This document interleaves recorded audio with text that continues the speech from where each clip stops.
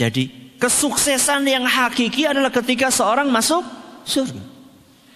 Dan kesengsaraan yang hakiki adalah ketika seorang nanti masuk ke neraka. Dan seseorang ketika masuk ke neraka itu akan diawali dengan musibah di dunia. Enggak kok ujuk-ujuk orang masuk neraka, enggak. Ada awalannya. Awalannya ketika di dunia dia mendapatkan musibah.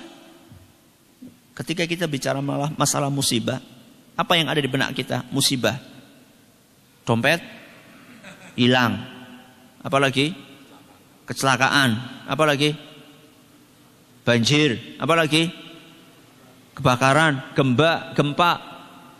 Orang tua meninggal, anak meninggal, jatuh sakit. Itu kan musibah kan? Padahal musibah yang terberat bukan itu.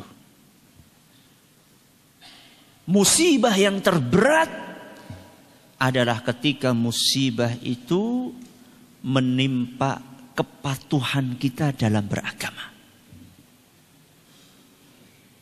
Maksudnya gimana Ustaz? Musibah yang terberat itu adalah ketika kita malas sholat. Itu musibah yang terberat.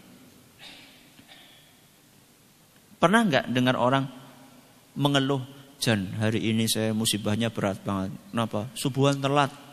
Ada? Ada nggak? Jarang, bukan jarang, jarang banget. Ya. Kenapa sih, Muhammad teman? Iya ya. Ya Allah, saya telat bayar zakat. Atau ya Allah, yang dioyo koyo pegawai pajak. Itu baru musibah ya. Tapi kalau telat bayar apa? Zakat itu bukan musibah. Musibah yang terberat adalah ketika kita malas berbakti kepada orang tua. Itulah musibah yang terberat.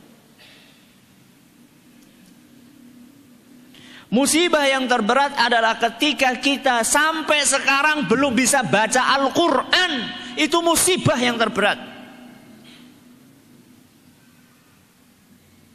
Usia sudah hampir 60-70 tahun belum bisa baca Al-Quran.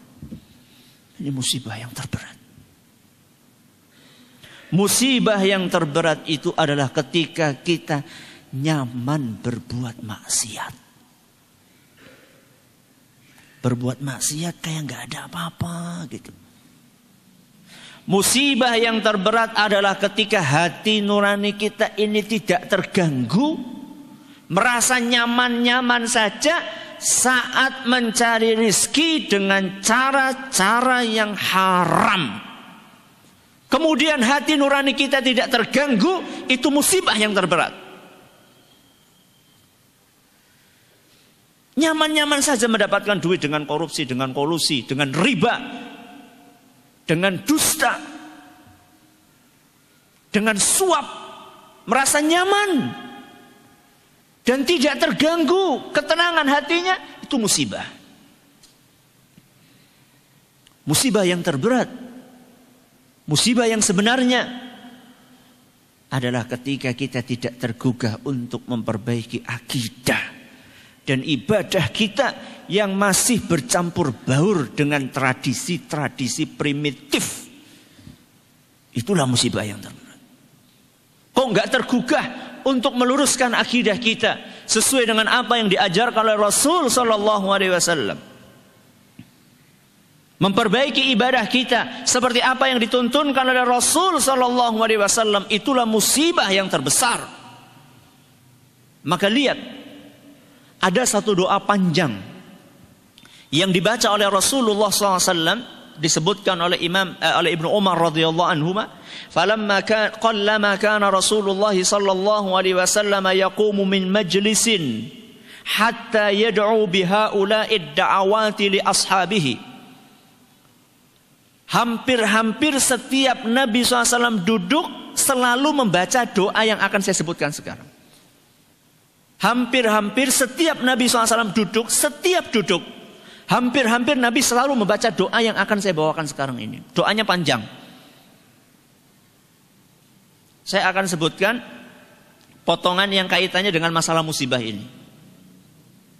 Di tengah-tengah atau di akhir beliau mengatakan, Awal doanya Allahumma qsim lana min khasyatika ma yahulu bainana wa baina ma'asik. Itu awalnya. Di tengah-tengah sebelum akhir, potongan doa yang dibaca oleh Nabi SAW, wala taj'al musibatana fi dinina. Apa? Wala taj'al musibatana fi dinina. Kita ulangi. Apa? Wala taj'al musibatana fi dinina. Sekali lagi.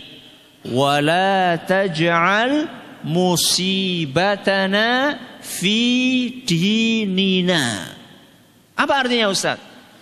Ya Allah, wala taj'al, janganlah engkau jadikan musibatana, musibah yang menimpa kami, fi dinina.